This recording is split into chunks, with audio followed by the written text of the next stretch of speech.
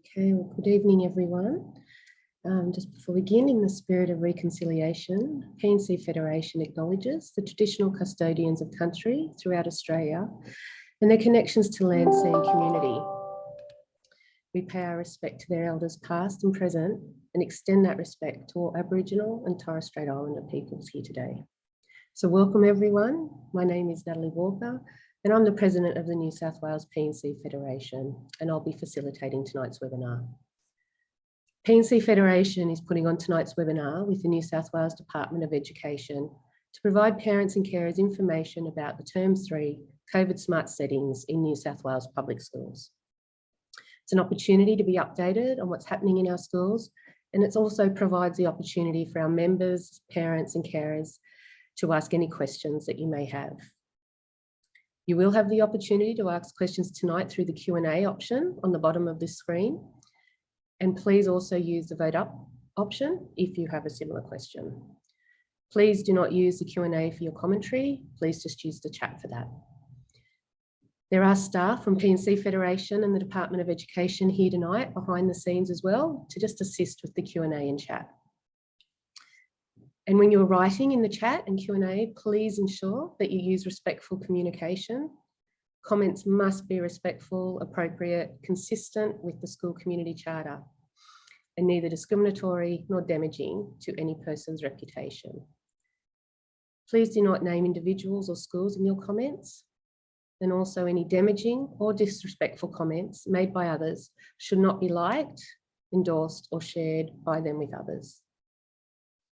If you would like to activate the live transcript for this webinar, please go to the icon at the bottom of your screen and click Enable Auto Transcription.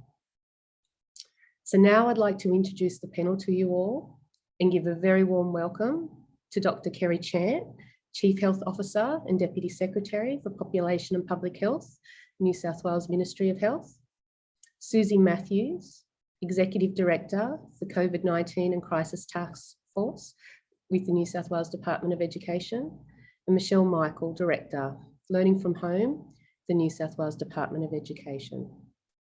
So I'll now hand over to Dr. Kerry Chant to provide her update on the current COVID-19 situation, vaccinations, and the best way to keep you and your family safe this winter. Thank you. Apologies for the background. I think I'm in a sustainability building, so everything is going, try and get some light and then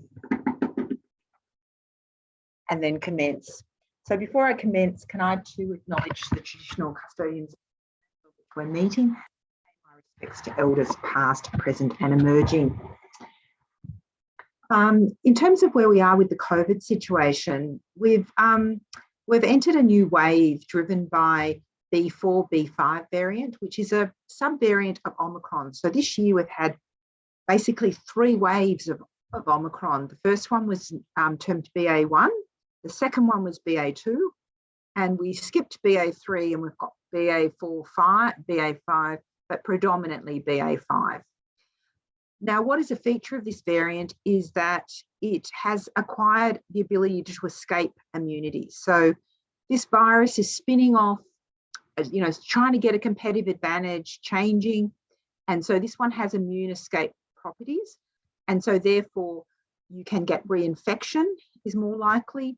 And we've recently reduced the reinfection period to 28 days from your release from isolation, just to reflect the fact that reinfections are predicted to be a little bit more common with this variant. What we've been observing is that the wave has been hitting an older population, the BA4-5 wave. So we have been seeing higher hospitalisations. We saw a bit of a reprieve for those 2 weeks of the school holidays. We're watching the data very closely, and interestingly, for a period, children were actually quite at a low rate of COVID cases in that period. But we will be publishing our weekly epidemiological report, and it will show that there's been an uptick in that under 20-year-olds, both the under 0 to 9s and the 10 to 19-year-old age group. So we'll just keep a bit of an eye on that in terms of the impact of schools going back. The wave is expected to peak, and I've got to say there's always so many caveats when I say anything about modelling and when waves peak. It's really complex, and we in ourselves, by our actions, influence that peak. But having said all of those caveats, the predictions are that we'll peak in coming weeks, both in hospitalisations and in cases, and then we will see a gradual decline. But as I said, we, through our actions, can influence the shape of the curve. And that's why, modelling is challenging, but that's our best prediction at this stage. Just like to say a couple of things about the Omicron variant. Back when we were in 2021, we were talking about the Delta variant. And for the Delta variant, 2 doses of the vaccine was very effective at protecting you. But we know that for Omicron, you need 3. So we didn't get it wrong back then. 2 was very effective, but the virus has changed. And now we need 3 doses to give us the optimum protection. And for many, there's recommendations there that you should have the 4th, or in rare cases, additional doses if you've got some very special immunosuppressed conditions. So I think it's important that we understand also that the vaccines are holding up against severe disease. And so you've probably noticed that our ICU admissions are not very high, and our hospitalisation rate is lower per case number than previously. And that's because our vaccinations are really protecting us against hospitalisations and severe disease outcomes. But what we know now is that the vaccines are not holding up for the spread or what we call transmission. So even if you're fully vaccinated, you can get COVID and you can spread it. So the reliance we put on the vaccines back in the end of 2021, where we saw that they were very effective even in contributing to the blocking of transmission. The benefit of the vaccine in doing that is not so great. However, there is a level of immunity in the population, and that is what also is contributing to the damping down of the case numbers. But then we're also trying to overlay that with what we call public health and social measures. So there's important things about you and your children, your family getting tested when you've got COVID symptoms, not going to workplaces or schools when you've got those got symptoms of COVID, staying at home and isolating. That's a really key cornerstone to stop the spread.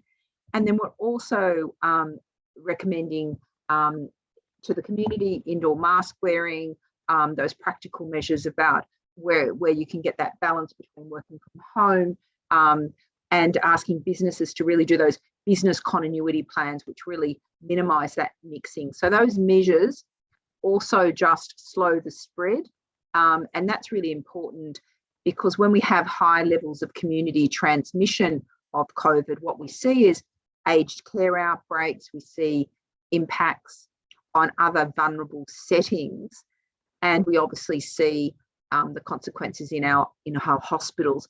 But we also see absenteeism across other critical industries, and I would see education as a critical part of society. And I know from our colleagues in education that it's impacted both on children's attendance and in terms of teachers and other critical support staff. I can give some good news about flu. We had an early start to the flu season, which probably wasn't such a good thing, but then it's actually declined quite rapidly.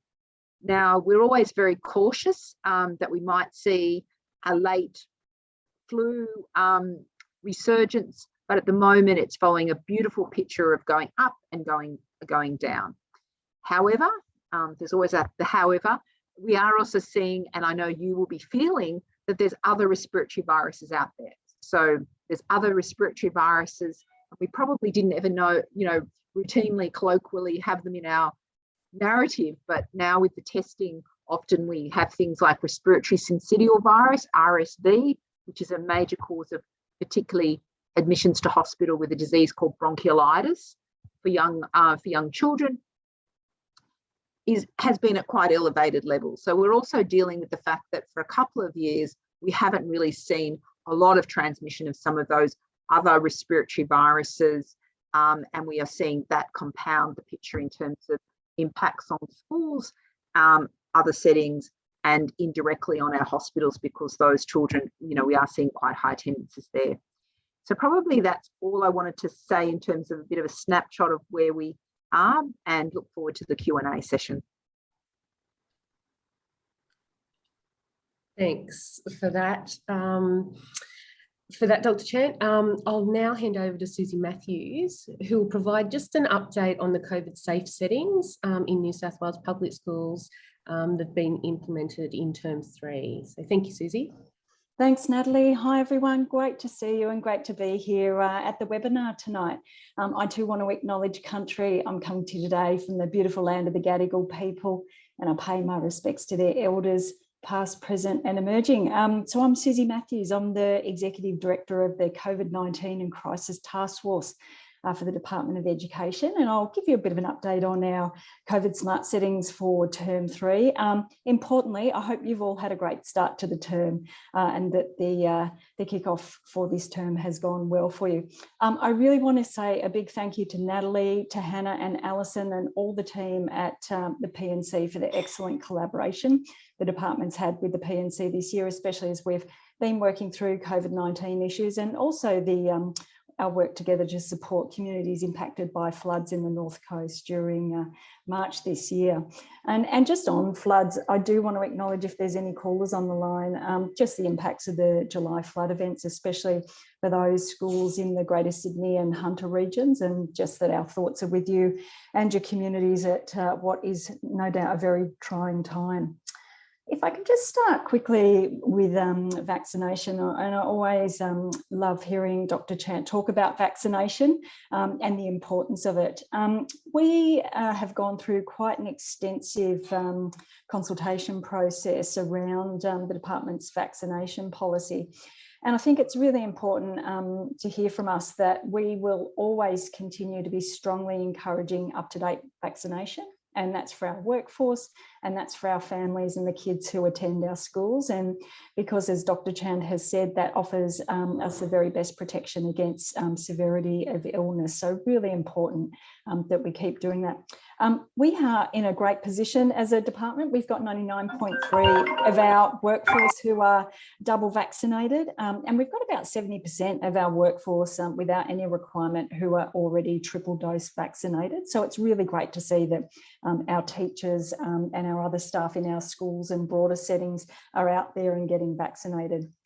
From the 1st of August, we're having a setting change around vaccination. So we will no longer be requiring a double dose vaccination for our staff. And as I said, we've already got 99.3% staff who are double vaccinated. This is no longer a condition of their employment. The exception for that is for our staff who are working in or visiting schools for specific purpose. So these are settings where we have more vulnerable students. From the 1st of August, unvaccinated staff will be able to return to the workplace. And we've ensured that there'll be a staggered return of those staff.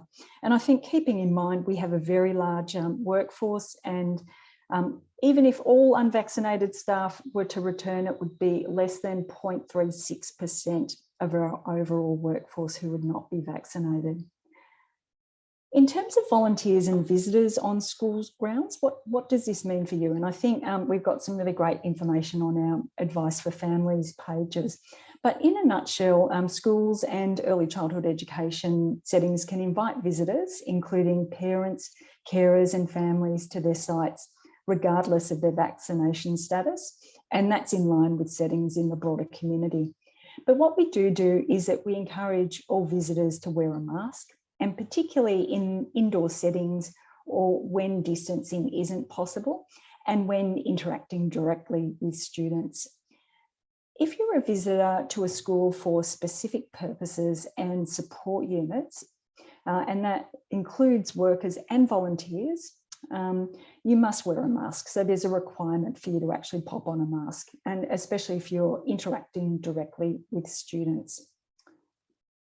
In terms of our COVID smart settings, it's really important with case numbers increasing that we have a really strong focus on our measures in school settings. And over the next 4 weeks, starting week 1 of term 3, we've kicked off a 4-week blitz of measures. We are now strongly encouraging masks indoors for all members of staff and visitors to our schools and for our students as well.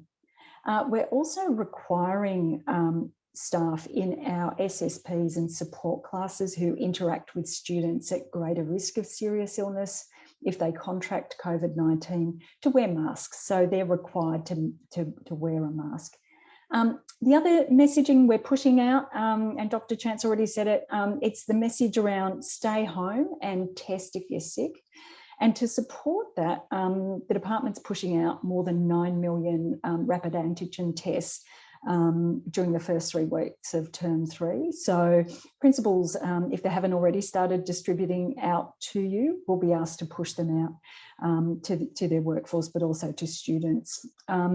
So we have about 20 million rats that are available from the New South Wales government stockpile, and we'll be providing 1 multi-pack of 5 test kits for all school-based staff and students, and we'll be providing 2 multi-packs of 10 test kits for all staff and students in those more vulnerable settings, SSPs and support classes, as well as our assisted travel support officers.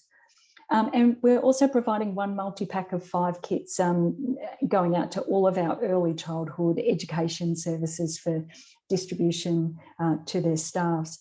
The other thing that we're going to be doing is really maximising natural ventilation and social distancing. I'll talk a bit more about natural ventilation in a moment. We're doing a boosted day clean as well. So, you know, the high touch point areas that kids like to touch, the door handles, the school bathrooms, the drinking fountains and other areas, they'll be getting boosted day cleaning. We'll also have a real strong push again on personal hygiene, including hand washing with soap and water. And we're also going to be providing advice around excursions, events and camps. And the advice there is really simple. If you can, defer it, postpone it. If you can't defer it or postpone it, do it outdoors. So reschedule it and put the event outdoors if possible. If it's indoors and you still are going to go ahead with the event, we'll be asking that you have masks, you have social distancing, and that attendees do a wrap before attendance. And certainly anyone symptomatic will not be able to attend the event or the excursion, and certainly procedures are in place for the collection of that student if they are symptomatic during the event. Just going back to ventilation, so I just wanted to touch on that we've got some significant improvement works that we've been pushing through over winter to really improve air quality and ventilation in our schools. And we've got a $500 million 5-year cooler classroom program. And that's all about getting good heating, cooling and fresh air ventilation at more than 950 government schools. And we've delivered it to date to over 5,200 classrooms and over 350 libraries, and we've completed all works at 429 schools. So we've also got another program in place, which is a $100 million air quality assurance program. And that's really about addressing the issues around fresh air provision in over 10,000 teaching spaces across our schools. So that includes things like the installation of air purifiers as a temporary measure, and with the longer term installation of permanent mechanical ventilation systems. And we've pushed out over 10,000 air purifiers. Actually, my apologies, it's 20,000 air purifiers out into our schools over the winter period. But ventilation is really very, very important. I might just go now to talk a little bit about just where we're up to with COVID in our schools at the moment. So like Dr. Chant said, in line with those increasing community case numbers, we are seeing a commensurate rise in positive COVID cases in the school system as well. And of course, that's amongst our workforce, but across our student cohorts as well. And today we have 4 student cohorts learning from home. And what I mean by a cohort is it could be a year 10 class, for example, where you've got a number of students who have cases in that year 10 class, and those cohorts will learn from home. We've also got 6 schools with what we call additional circuit breaker measures. And these are measures like masks or outdoor assemblies. And just if I can talk to you a little bit about our COVID smart circuit breaker measures. So this is really about when we see those case numbers starting to increase, we'll direct individual schools to temporarily adopt those circuit breaker measures. And this is where we see increasing case numbers across multiple cohorts week on week, and or increasing case numbers in staff. And some of the measures that, as I just mentioned, we put into place. So, you know, it could be requiring staff and students to wear masks. It could be ceasing large indoor gatherings like assemblies, for example. It could be ceasing off-site and inter-school activities like sports or camps. It could be limiting visitors entering education sites. And we also will ramp up before and after hours cleaning in those schools. And of course, as I mentioned, we've also got the opportunity to direct cohorts to learn from home for short periods to required. And this is really all about reducing the speed of transmission in our school settings by putting those circuit breaker measures in place. Touching on learning from home, I think it provides a great segue to pass on to my excellent colleague, Michelle Michael. Michelle is the Director of Learning from Home, and she's going to give you an update on all the things that are happening in that space.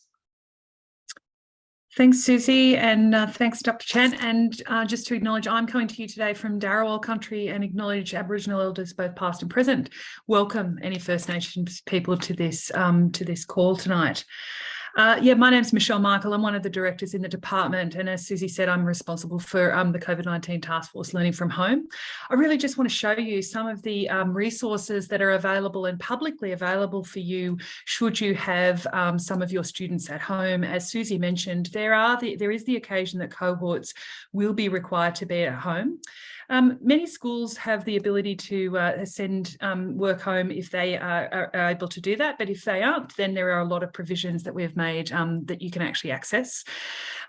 Department also has a series and a suite of responses that principals and teachers can access behind our firewall, but I really want to show you what's available to parents. So I'm going to share my screen, and I'm hoping, Natalie, I'm going to ask you if you can do your thumbs up so you can see that you can see my screen. Is that okay? Great. So we have these digital learning packs, and as you can see, you can just go into, if you're in a primary, you've got a primary student, they are child friendly, they are free. They address areas of syllabus outcomes. They've been put together by my hardworking team that are teachers, so put together by educators. And you essentially, click on which class your child might be in. Gives you a bit of a rundown on how to navigate these packs as a parent. And you essentially just click on the pack that you want to start with. And on day one, we're going to start with day one. And this is where it really clicks in for the kids.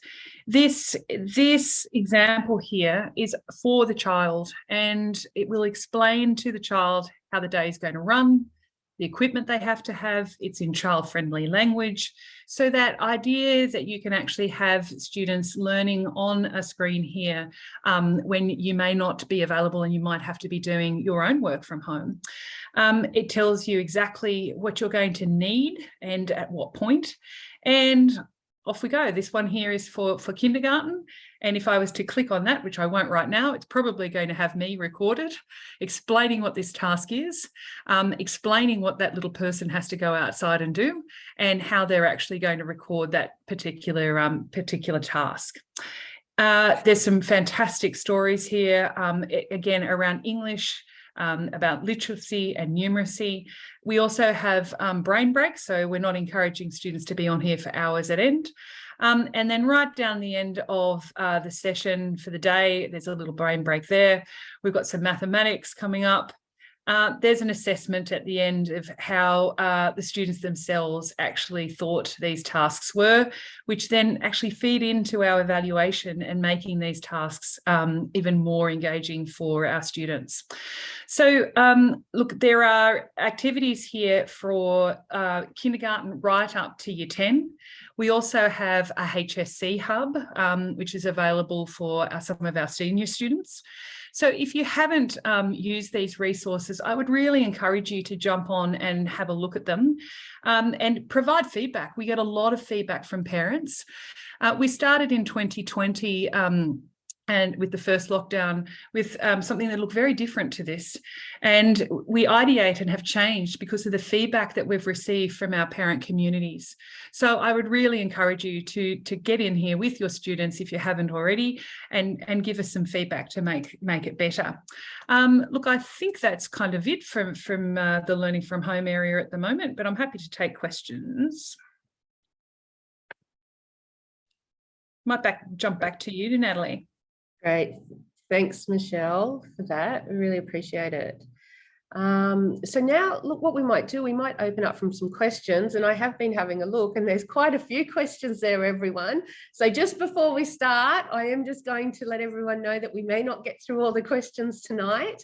We will try to get through as many as possible, but also that any questions that we don't get through tonight, we will get answers to those questions for you and provided at a later stage.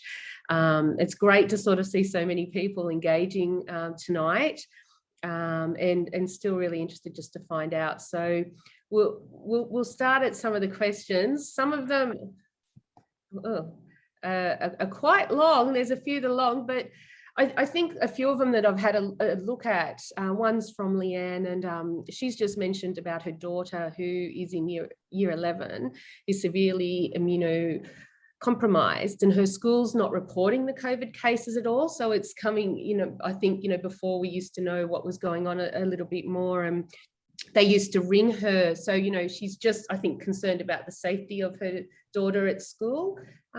Susie, is that something you might be able to give a little bit of feedback to Leanne on maybe what she could do?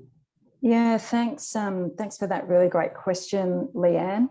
Look, just so you do know, we do get regular reports daily of the positive PCR and rapid antigen tests of students. So we have a fairly good idea of all of the reported COVID-19 cases in our student cohorts across the entire school system. But as you could appreciate, not everyone is unfortunately reporting their test results, and not everyone reports their rapid antigen tests to Service New South Wales as well, so they don't get captured in those official records. What I really encourage you to do, if you haven't already, reopen the dialogue with your school principal. The school principals work really closely with our health and safety teams as well, and it's really important that we're providing support to immunocompromised students and members of our workforce as well. So the best way for you to do that is to escalate it to the principal. They will talk with our health and safety people, and we're really happy to work with you on a solution to that, so you actually get the information you need to make the right decisions. Thanks, Susie. We've got another question here, and it's from Peter, and it's just like, do the occupancy limits of the ventilation audits done in September 21 still apply? That is an outstanding question, and one, unfortunately, I'm going to take on notice for you. I know that we've done some new research and actually some new research which is just going through approvals with Sydney University, and I'd be really happy to provide you with some of that updated detail as well, but I'll have to take that on notice, unfortunately. Thank you for the question, though. Yeah, thanks, Susie.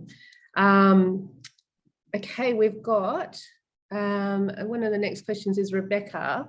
Rebecca just asked, the department's advice for families says that guidelines have been provided to schools on how to assess activities with a higher risk of exposure to COVID-19 and apply appropriate safeguards. She requested a copy of these guidelines and was referred back to the advice for families document. Do the guidelines for schools exist? Were they developed with input from New South Wales Health? And when will the department publicly release them? I understand that principals can connect the department's COVID case management team for advice, but what expertise does this team have in relation to public health and infection control? That's a long one. So I've said that's an awesome question. A very good question. Look, maybe if I can start at the end of that question, if I may. So just in terms of the health and safety team, they're really experienced health experts who've worked in health and safety settings for many, many years, and especially within the school settings. They really understand our schools and our communities and the unique risks, I think, that we know exist within those settings. For the guidelines, so you're right, we do have guidelines that are for our principals that we develop, and certainly I think as we've looked to the settings over winter, so for term 2 and term 3, we've developed guidelines to assist our school leaders to actually make sure that they can appropriately assess risk.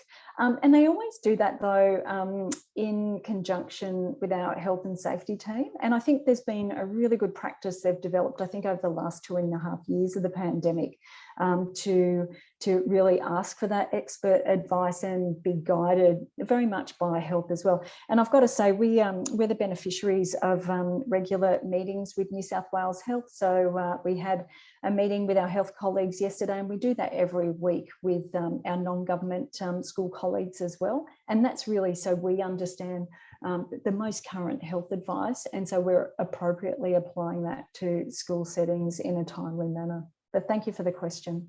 And perhaps I can just say that over the last couple of weeks, we've certainly had discussions with principals webinar, a union webinar, and the independent schools.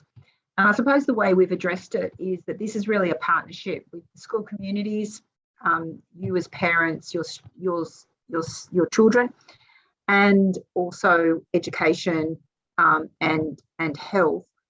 What we've identified is how the disease is spread, the settings, and then you're the experts in the educational needs. And so the sorts of general principles we've had is indoor environments are high risk. The more children or people you put in an indoor environment is the challenge. Obviously, the best thing to do is prevent children from being infectious. Now, that's difficult because there's an infectious period before you have symptom onset, but clearly making sure that people with symptoms are not coming into the school environment. We've talked about the fact that assemblies and big gatherings indoors are present risks. Move things outdoors where you can. Delay camps, as Susie said, where it's not essential, because particularly overnight or household-like camps will just increase the risk. And I suspect my colleagues in education, as you as parents, will be trying to keep children engaged in education and engaged in learning. So we've also just discussed that schools have to, that's how it's transmitted, and then you need to apply the educational outcomes, and all schools have different environments and different opportunities to risk manage. So it's not a one size fits all, but that's clearly, this is an airborne, highly infectious respiratory virus. That's how it's, that is how it's transmitted. And so therefore those things of ventilation, mask wearing, not attending if you've got symptoms, the rat testing. Now I would like to just say one thing. Please don't be tempted, I know you wouldn't be, but send someone to school if they've got a few mild symptoms, even if they're rat negative. The rat tests are not the best, sensitivity, and we certainly would prefer the child to stay home until the symptoms are resolved, perhaps have another rat test as well just before, after resolution of symptoms or returning. So really very much common sense, but we are in that stage where we want to make, as a public health clinician, I really understand the importance of education and engagement with education, the social, emotional and mental well-being. And so it is about how do we give children the experiences which are going to be critical and essential, but not perversely encourage outbreaks, which then will mean that they're not attending school. So this is the fine balance as we progress through this wave, and it will be an ongoing challenge that we have to potentially manage because we are predicting future waves of COVID. Thanks for that answer. I think for many, I don't think there was a question there, Dr. Chant. Someone was talking about the rat. I can't see it now, but about the rat tests and that's sort of false negative, and that they're not as reliable. And I think we've all been there where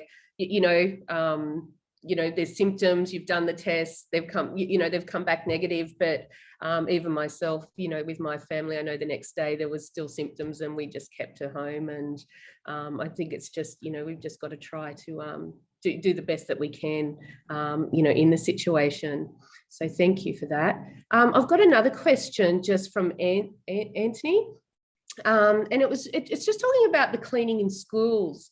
And you mentioned this, Susie, just previously, that that the schools are continuing. That's been one of the sort of strategies being put in place, for quite a while now in schools. But Anthony's stating that the cleaning in schools has changed in term 3, and the department describes it as a boosted day cleaning.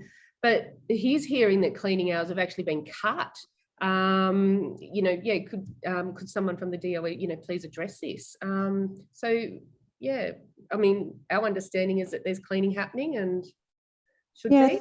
Thanks. A really, really great question, and happy to answer that as well. Our day cleaning. So there's basically a standard day clean that happens in all schools, and then there's what we're calling a boosted day clean.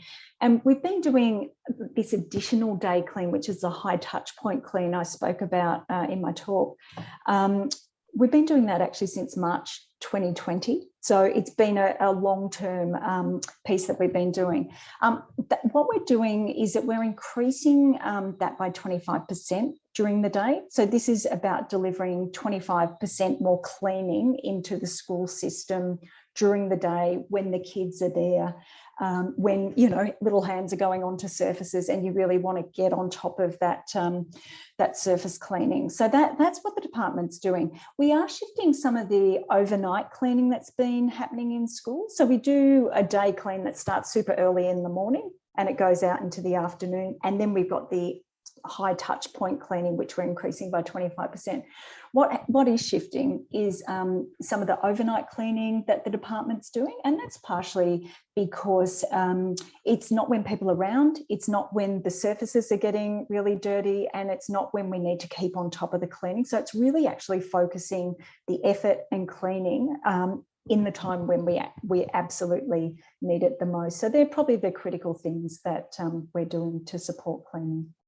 And I would like to just send some comments about the fact that the predominant spread is airborne, it's respiratory, but other viruses and other things can be spread through the touch point. So we have given advice around that to education, that really a focus on the other airborne transmission measures are particularly important, acknowledging that way back in the beginning of the pandemic, we were much more conscious of what we call fomite transmission, and that means where surfaces can be transmitted, that's not considered to be a major transmission, but other viruses can be transmitted in that way. But it's really about a proportionate suite of measures. But I strongly concur with the comments that this is an airborne respiratory pathogen. Okay, we've got another question, and it's probably relating more to younger children in the vaccinations. One's from Kalina, and Peter's sort of got a similar one, but is a third booster recommended for children? And one's sort of like, is my 14-year-old safe if 3 doses are required? So with children, we follow very much the ATAGI advice, and I can circulate that to you. You've probably heard some discussions that there's considerations at ATAGI at the moment for the younger children vaccination. And really what ATAGI is considering is that in general, notwithstanding some really tragic occasions where COVID has led to hospitalizations or in cases, really death in children, it is a milder condition. And so what they're weighing up is vaccine effects versus any effect of the underlying virus. So that's why we really stick to the ATAGI recommendations. It's a really thoughtful group that have access to all of the international information, and they're juggling those choices. So from New South Wales Health perspective, we stand by the ATAGI guidance, but they're the sorts of considerations they're weighing up and looking very closely at the information. Thanks, Dr. Chair. We've got another question here. It's from Melinda, and she says she supports the department's 4-week blitz, but there's been sort of zero encouraging messages or any messaging at our school, and other than the admin staff and teachers are not seeing, setting a good example by masking up in classes. How can a blitz happen when there's no action in supporting this message? That's an outstanding point. Really, really good question. For me, it tells the department that we actually need to get more aggressive in our comms out to our school communities. And we certainly, as Dr. Chant mentioned earlier, we've certainly been hitting the pavement hard in working with our school principals and making sure we're getting those messaging down and out into schools. And we've also had a big campaign on socials, but it sounds like there's more we need to do. And I will take that as an action from today. Thank you for the steer that we need to really push down into schools. And certainly I think those admin staff are the gems of our schools, and they're the ones, who are really great distributors of information. So we will take that up, and I hope you see some of the comms out there encouraging mask wearing and the other COVID smart settings that we're pushing in the 4-week blitz. And I think, one of the things too is, one of the reasons we're having, this event tonight is to, provide you with the opportunity, because we are aware as well that, sometimes communications aren't getting out there to families, and, there's lots of different things that have been going on over the last 2 years, and, schools have had a lot of pressure, with natural disasters and with COVID as well. So, we really hope, and it's great to see so many people here tonight, getting this information and being able to, and, please make sure that you reach out to P&C Federation, if you do need some more information and communication, because we are speaking with Susie and her team quite regularly now. And so, if there's anything, that, or any concerns that you have, please reach out to the office, and we can hopefully get some more information, for you if you feel like it's not coming through either. So thank you for that. They're coming through these questions, everyone. You're too quick for me. I had another really good one, and I've lost it. And I think this was one. So again, I think it's Alana, Alana. Do we know the proportion of teachers who've had the maximum number of the vaccinations, 3 or 4 for most versus the minimum? Susie, I know that you might be able to give some feedback on that. Yeah, I can. Look, thanks for the question, Alana. So we know, and we know this from our own vaccination system, that of double dose vaccination, which is the current requirement, it has been the requirement for the department, 99.3% of all staff are double dose vaccinated. What we do know from a staff survey that we undertook a few weeks back that had about 22,000 staff response, so a good representative sample of our workforce, 70% indicated of our staff indicated that had 3 doses of a COVID-19 vaccination, and that's fairly in line with community settings. So about 70% of the population, I think Dr. Chant, that's right, is triple dose vaccinated. So it's really great to see, even without a mandate, we've got a workforce out there who wants to be vaccinated. Yeah, thank you for that. Now we've got one from Emily, and it does seem like a lot of people I can see have sort of liked this. So I think it's really important that we look at this. There's obviously very concerned that close contact students can attend school, and notification to the school of this status is entirely on a system. And they're just. Emily's just asking, does it, not create a safe learning environment for staff and students? And, is just wondering whether or not this can be reviewed. And the concern, so I'm thinking Emily might have primary age children, because she sort of just mentioned it specifically, in relation to the low vax rate for our 5 to 11-year-olds. So I'm not sure if Dr. Chan or Susie, that's something you might be able to address for her.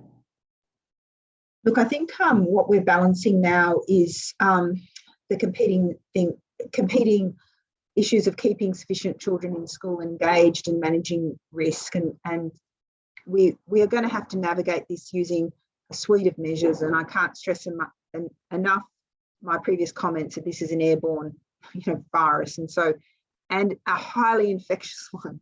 This virus has evolved to be one of the most highly infectious viruses, so it presents a number of challenges. So we do encourage people to register the RATs. We do encourage people to get all of the information, because if they register, they get linked to care. That if the parents register, we can give them access to the antivirals more promptly. So there's a lot of benefits from people, and we want to sort of promote that not only is it good for us to know the cases, but more importantly, it's good for people to register, because they will get information and they will get linkage to care, which is critical. It is important that the families do the RATs as close contacts in households, and we know that households are most at risk. And that's also why I've been really supportive of the RATs going out there, notwithstanding the challenges with the RATs. If you use them repeatedly, it increases the likelihood that you'll pick them up quite well. And with the most minimal of symptoms, please do not send your children. Assume they've got COVID at that point. And regardless, we do not want flu, because I've got to say that we underestimate what flu does. And we've had a number of children in hospital in intensive care with influenza.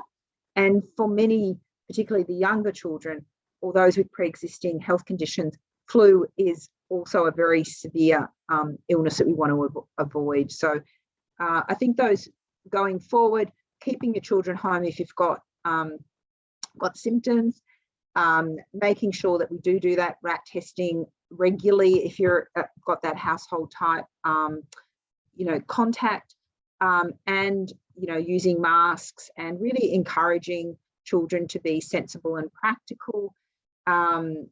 Trying to stay, avoid those indoor gatherings. And I suppose as parents and Federation and C can really support the principals in navigating what is the right settings and mix, and what you're prepared to.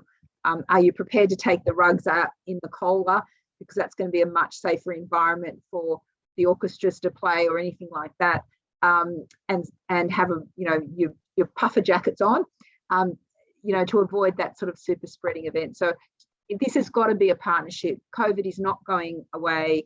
We are going to have future waves. We don't know what the virus. We hope that, the hope that we have is that over time we've built up this immunity in the population from the vaccination and exposure. And we're hoping that it doesn't throw us more curveballs. But I think this is an important conversation to have with you about how we co-design the school environment to really support the educational and social and well-being dimensions for your children. Yeah, thank you for that.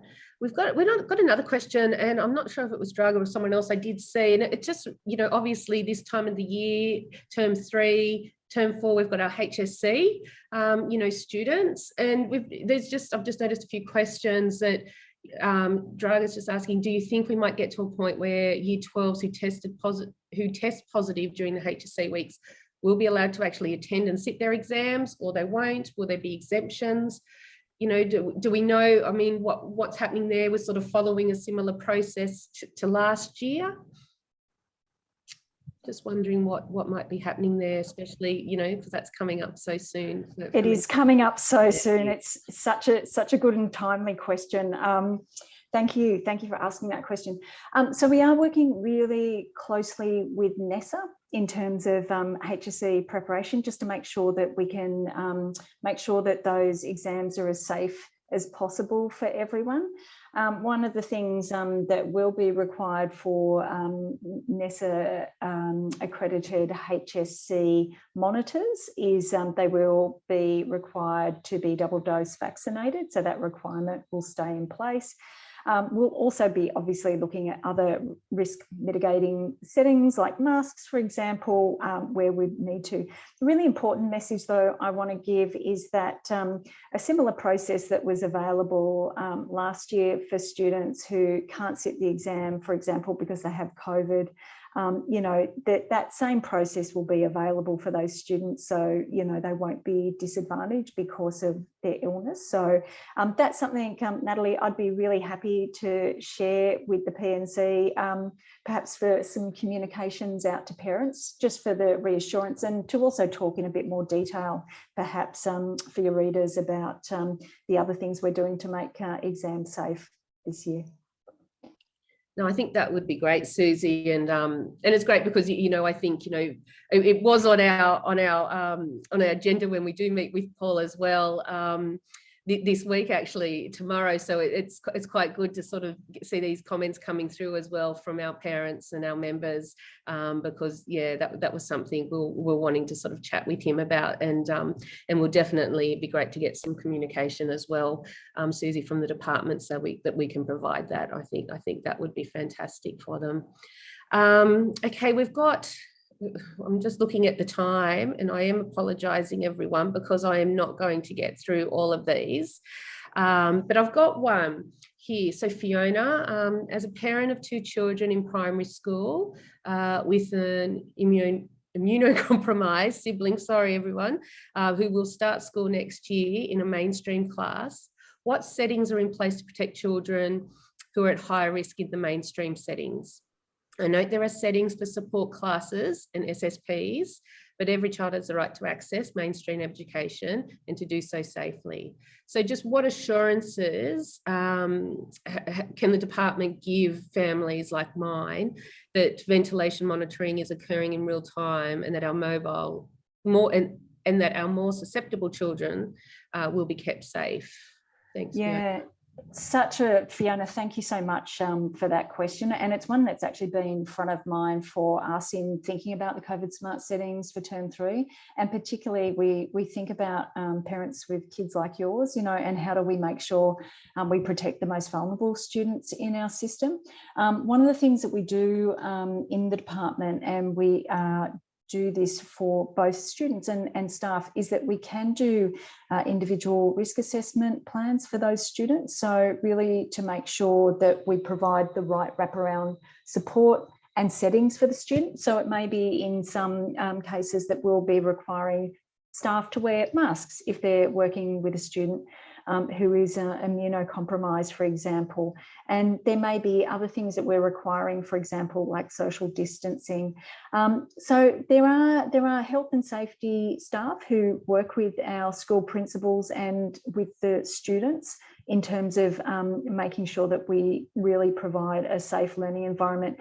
And look, I entirely agree. Like, I think the whole practice over education the last 20 years has really been about improving inclusivity, and the last thing we want to do is, you know, go down practices that actually exclude our learners, and especially our vulnerable learners, from the same opportunities as any other student.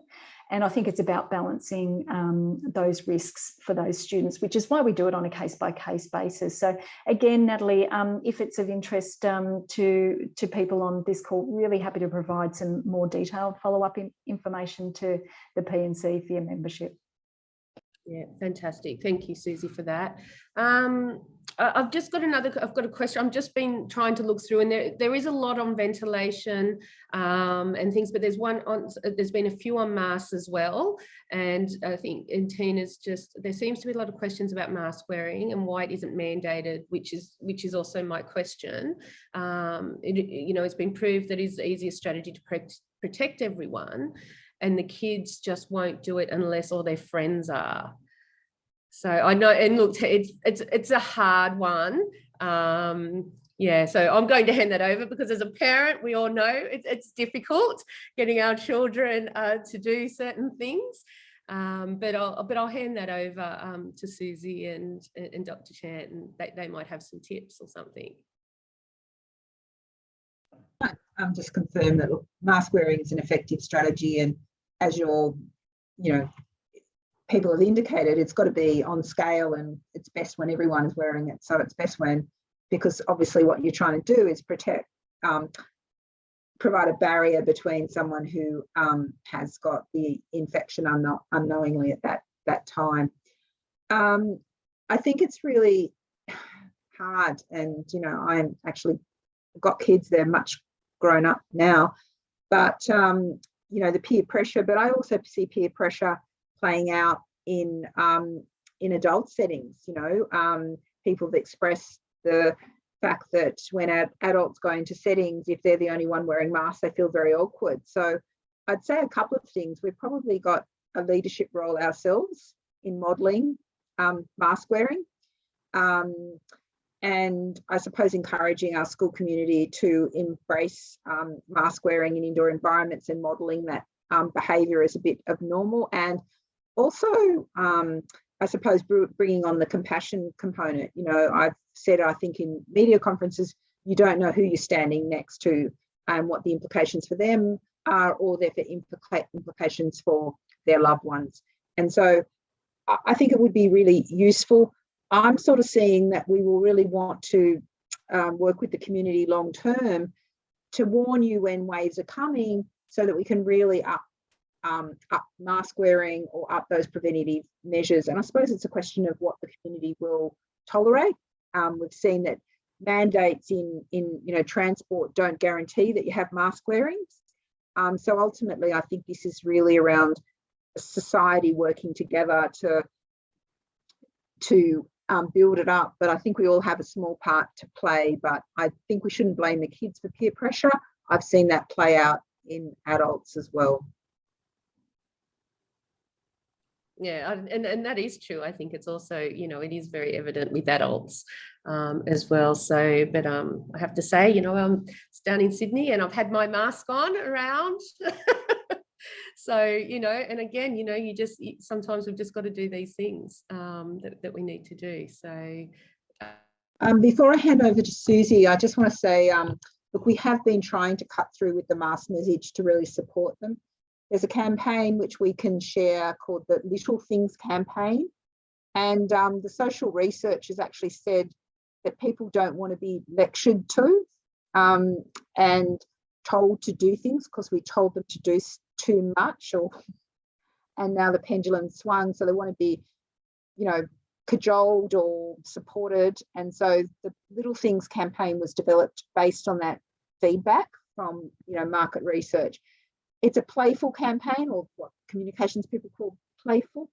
And we've certainly got some traction. We've tried all sorts of different things and tried ambassadors and other things. But as I said, I think it is something we've got to continue to do in terms of resourcing.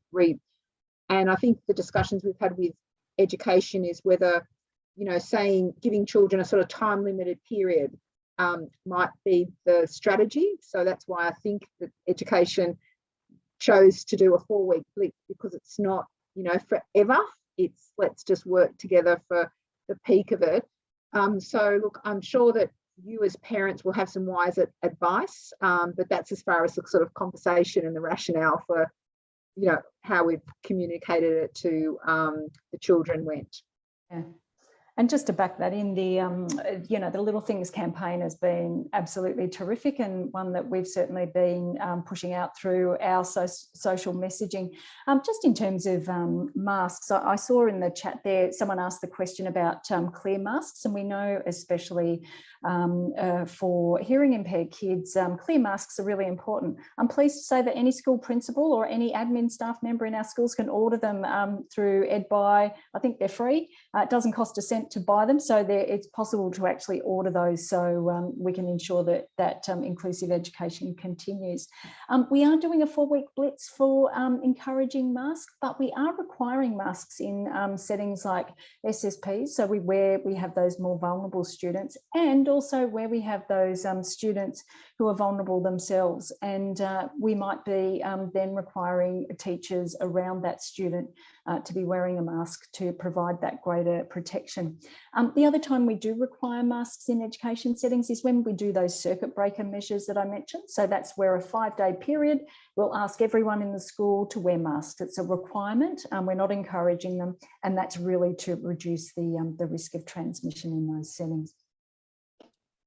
Yeah, well, thank you, everyone. I know I'm just looking at the time, and there's a question here from Caroline, and I don't know if we'll have long to answer, but it's just, is there a long-term plan to provide air quality monitoring, air purifiers in all classrooms? Surely doing this would assist over the long term with a range of contagious illnesses and to help keep students and staff healthy. Just from us, Carolyn, look, we are talking with the department and with infrastructure about this, and and aware that these things can be long term, and looking at what can be in place to support that. And I think, like I said to everyone before, we are meeting with Susie regularly, every few weeks. So, I really encourage everyone to, send through, some of your concerns and questions to our office, so that we can pass them on, because I know Susie's always asking. So, what are your members saying? What's going on? What are you hearing? So I really encourage you to do that, and just letting you know that we are communicating that to department. The same with Anthony and his team. We'll be meeting with them again quite soon, and I can see again there's a lot of questions about infrastructure, and in particularly with ventilation, and it is something that we'll continue to have these discussions with. But I just encourage everyone to just send through some of your questions or concerns to us, and we can make sure that we pass them on the department. And I really, I do apologise we couldn't get through all the questions, tonight, but we will have some answers for you. And I think, there's quite a few questions there that are very similar, and, concerns that seem to be coming through. So it's given us a really good opportunity to sort of see that tonight and see how we can, move forward in addressing some of them. In regards to our panellists, I'd really just like to thank you for coming tonight. Dr. Chance, Susie and Michelle, we really appreciate you taking the time, to speak directly to our P&C community across New South Wales and providing this update and opportunity to raise questions. We've been trying to, provide that information, along this journey to our members and parents, so that, that they feel connected and that they understand that, the information's there and there are people that they can raise questions with. So I really do thank you. I think it's been fantastic. And, Dr. Chant, we really do appreciate you coming along, and providing, the advice that you have for our members. For everyone else joining us tonight, I'd just, like to say thank you so much. And I hope, the webinars help to clarify a few more questions or any concerns. But, I think, with the measures the department have had in, like Susie said, it's a 4-week blitz, but a lot of things too. It's, what we've been doing, over the last 12 months. So if there are things like communication and other concerns like that, please let us know. And like Susie said, we can make sure we can have that information available for you. And, as I said, jump on our website or, check out our e-bulletin, because we're always, putting up updated information for our members on that. So you'll all be directed to a survey at the end of this webinar as well, and we really appreciate your feedback on tonight's webinar. The recording of the webinar will also be available in about approximately a week on our website, but you will receive an email notifying you all of this. So as I've mentioned before, please don't forget, P&C Federation, we provide support, advice, resources, training and advocacy for our members, P&C associations across New South Wales. And we've, delivered and will continue to deliver a range of webinars of relevance, to our members and the wider public school community. So if you would really like some more information, please feel free to contact our staff at our office, either via email or you can call between Monday and Friday, 9 a.m. to 4 p.m. So again, thank you everyone for coming. I think, there's some really good questions there coming through and still some concerns there, with our parents and carers, which, we'll continue to have discussions and work with the department, on them. So thank you everyone. Good night, and I hope you all enjoy the rest of your evening.